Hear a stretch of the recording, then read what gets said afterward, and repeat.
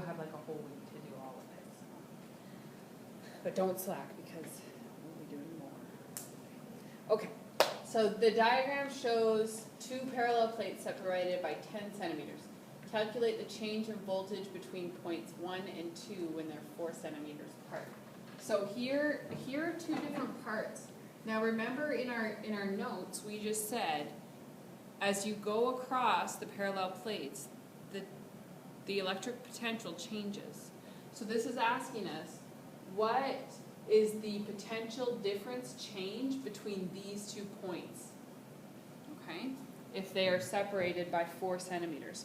So the whole thing is 10 centimeters, but what's the delta V right there with a distance of 4 centimeters?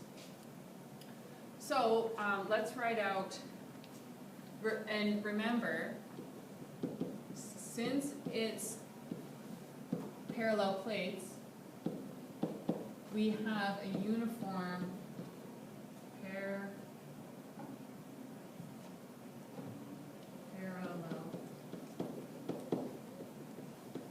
Our E stays the same. If we actually don't move these plates, the electric field strength has to stay the same. So the question doesn't say that the parallel plates are moving, it's just saying what's the potential difference in between the plates. Okay?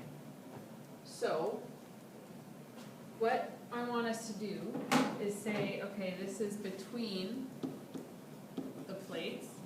So like that's the whole distance between the plates. So that's, I'm going to say that's D1 is 0.10 meters, because we have to be in meters, so I converted my centimeters to meters, 2 decimal places. And I know my delta V1 is 1.2 times 10 to the 3 volts.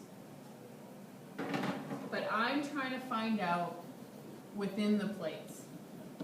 So I'm going to set up here within the plates. So I know I'm looking for my delta V2, I'm going to say, and I know my distance is 0.04 meters. Now, which value, if I figure out a value, which one can go between?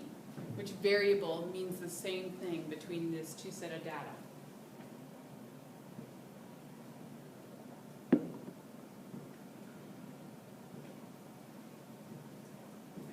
What variable has to theoretically be the exact same, regardless if I'm talking about here or if I'm talking about here? Yes, this has to be the same. So E1 has to equal E2 because I'm not moving the actual plates. So they are the same thing. So if I find the electric field strength on this side, I can apply it to this side and find delta V. Okay?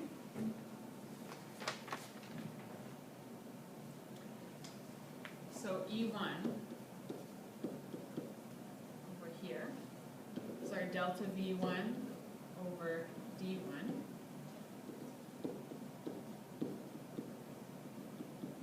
So 1.2 times 10 to the power 3 volts divided by 0.1 meters.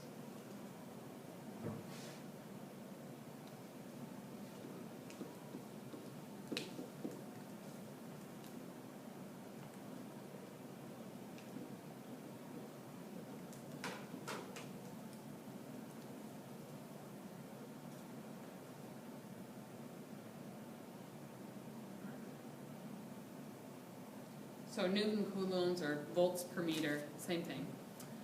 So this, I said, has to equal this. So now I can say my electric field strength 2 is the same.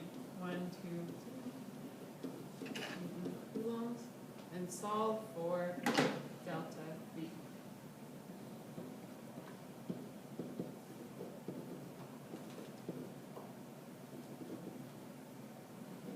V2 is equal to E2 times 5 D2.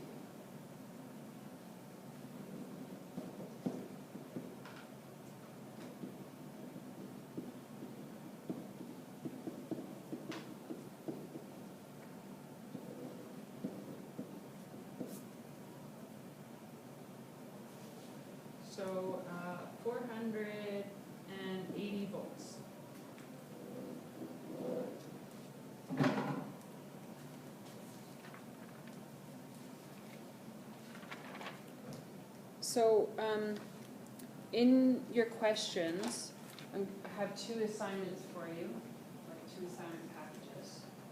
There's the one that that I printed, and then there is the workbook ones.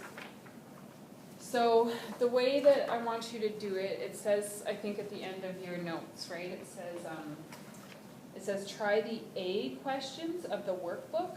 So in your workbook, if you open it up, I've circled them, and it says it has like a little A beside questions, or a B or a C.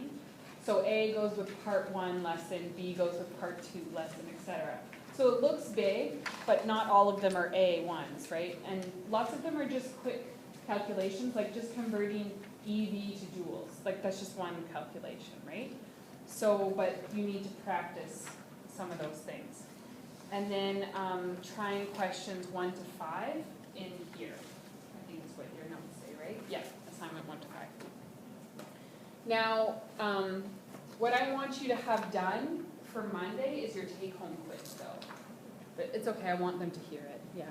So what I want you to have done for Monday is your take-home quiz.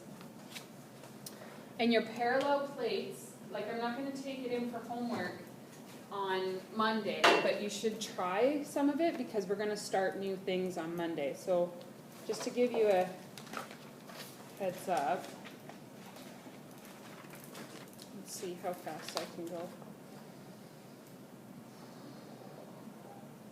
Okay, so we're on day 22. Oh, okay, we're good, yeah. We're right on time. Yeah, we're right on schedule for physics, so we're doing good. So next week is a 4-day school week. We'll do the whole week will be parallel plates. So by Thursday, we should be done parallel plates and probably have a quiz. So that's just kind of a overall. So you have to finish your take-home quiz,